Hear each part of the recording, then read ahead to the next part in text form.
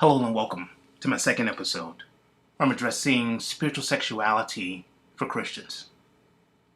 In my last episode, I introduced the concept of spiritual sexuality, which for me simply means opening our awareness to the presence of God during sex,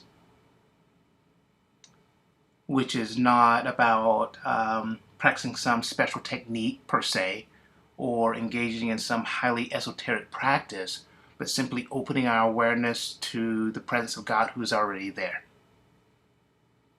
Where can we go from His Spirit? Where can we flee from His presence, as the psalmist reminds us? And so spiritual sex, simply being aware of the presence of God, the divine, the sacred, during our sexual expressions.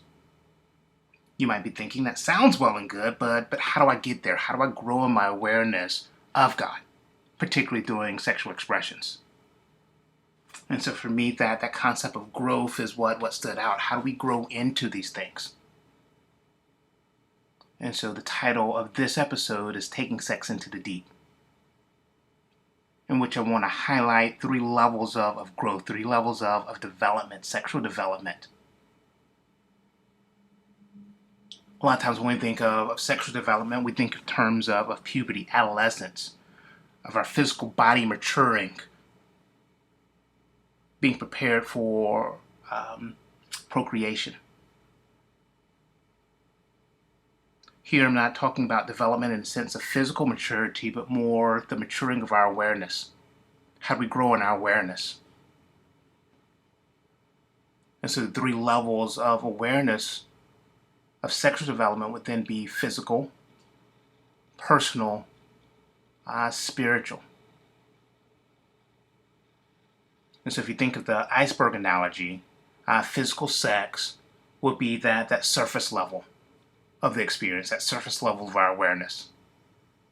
Below that would then be the personal sex, and then even deeper, the spiritual sex.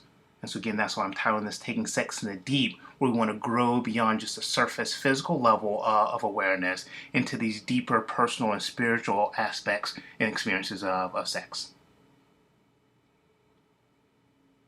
But let's start with the physical. And so the physical level of awareness, sex is characterized by our focus on the attraction of our bodies, the pleasure of our bodies, the sexual functioning of our bodies, sexual release, procreation. Is focused on the physical. And so our techniques are then limited to how do we maximize our sensations, how do we maximize our arousal and climax. In simplistic terms, sex is just sex. Now I can make a case that sex is never just sex. With the Apostle Paul, there's always more going on than just putting bodies together. But as it relates to our awareness, our conscious awareness, at this physical level, sex is simply just sex. This is a statement of development. And so not much of, I'm not speaking to morality, I'm not speaking to intent. And so when we're at this level of awareness, it's not that we're intending to objectify our sexual partner or the sexual experience. That's just simply where our level of awareness is at. And so this would be similar to an infant at his mother's breast. Well, for the infant, he has no concept of motherhood initially. For him, mom is simply an object for his nourishment, for his comfort. And as an infant, that's developmentally appropriate. In time, he will develop a concept of motherhood.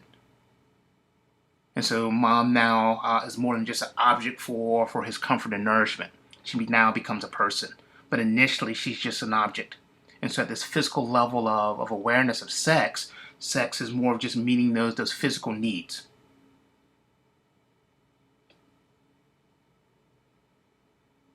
In time, we grow, and sex becomes personal. And so now it's no longer just about meeting the physical needs. It's now about making an intimate connection with a unique other.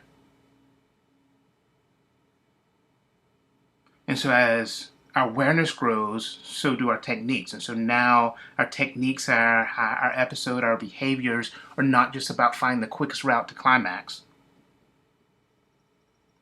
Now pleasure comes from being in this passionate moment with our beloved, with our loved one, with our spouse.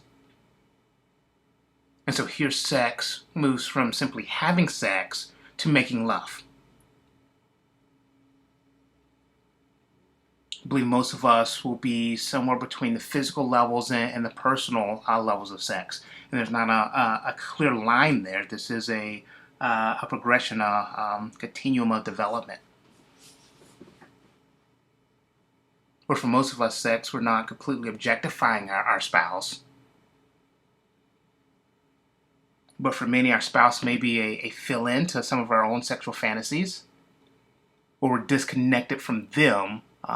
We enjoy their personhood, but that's about it. Where personal level has highest meaning is this not a warm body, a warm person in bed next to us. It is a unique person. And so I'm not just like making love to a person, I'm making love to this unique person. It's a person who matters.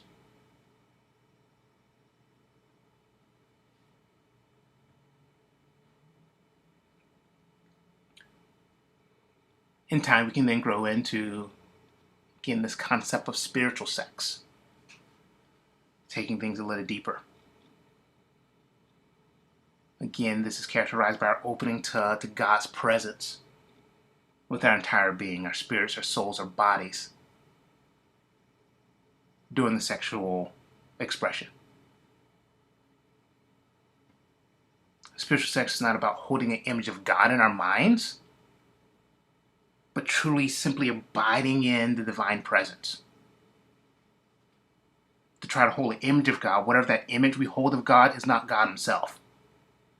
Images can be helpful, but holding on to an image is not God himself, and so it misses the awareness, the abiding with God.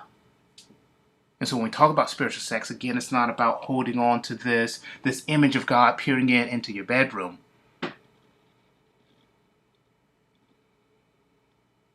But truly resting and abiding in his divine presence. As we referenced last time for Brother Lawrence, as practicing the presence of God. But here during the sexual episode. And so now we're moving beyond simply having sex, and even beyond simply making love with our spouse. We now become reflections of divine love during the sexual experience.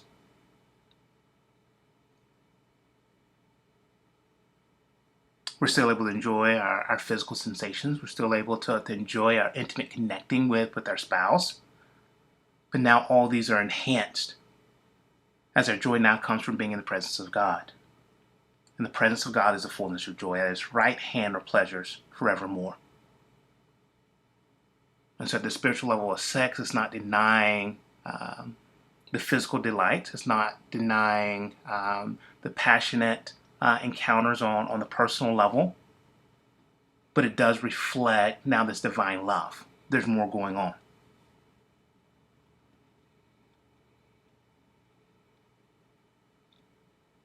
And so we're taking sex from the surface level of physical, going a little deeper into the personal, and then a little deeper into the spiritual. As we were saying last time, this takes time, many years to practice and grow. And so this growth should not be rushed. It should not be forced. Much like a child learning to walk or talk, we grow when we're ready.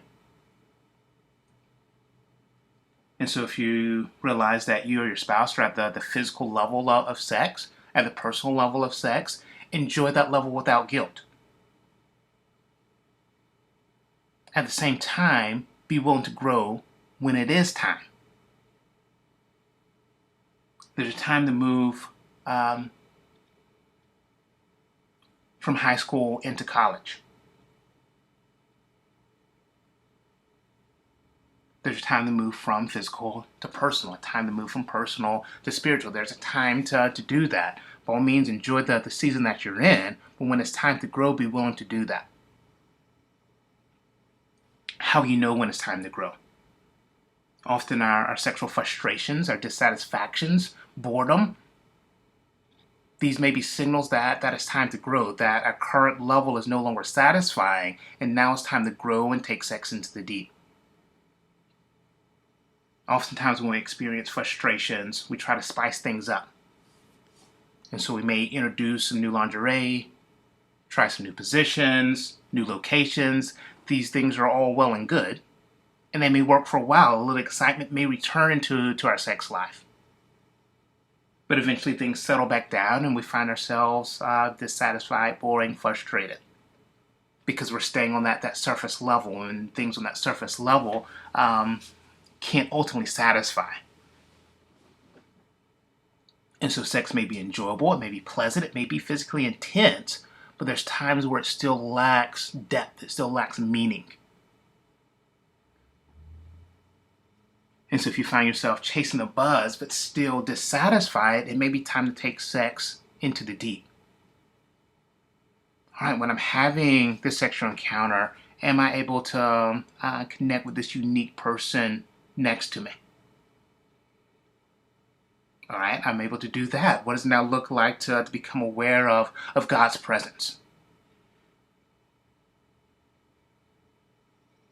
And so now I'm using my dissatisfaction, I'm using my boredom, using my frustrations as reminders to grow, as reminders to take sex into the deep.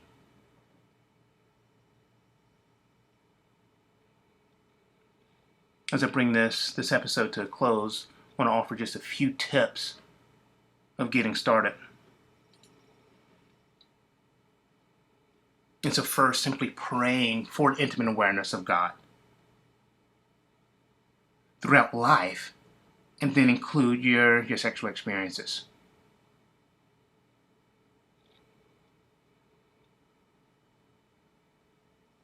God, I want to know you more. I want to know your presence. Open my eyes, open my heart to your presence in this very moment.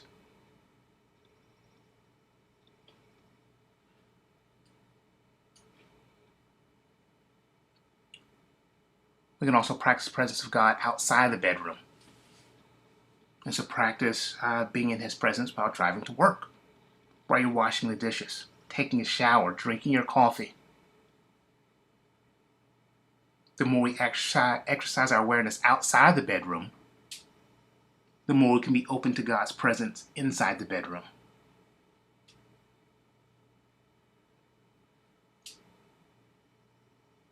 Another tip may be practicing your breath, or being aware of your breath. And so as we breathe deeply, letting God's breath of life fill our entire body. Our breath is always present.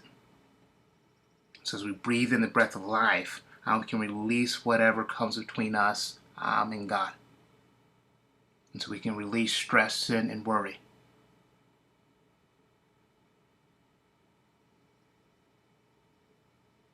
And be present. And so being present is the other practice, the other tip. And so if we find ourselves distracted with past, if we find ourselves distracted with performance anxiety, fearful of what might happen, our functioning, if we find ourselves simply being a spectator or watcher of the episode, gently bringing ourselves back to our breath, bringing ourselves back to our body in this present moment, God is present. Our breath is present, our body is present. And so if we find ourselves distracted with the past or what might be coming, bringing ourselves back to the present where God is, helps us to open ourselves up. Bringing ourselves back to the present where our breath with our body helps us to open ourselves back up to God's presence.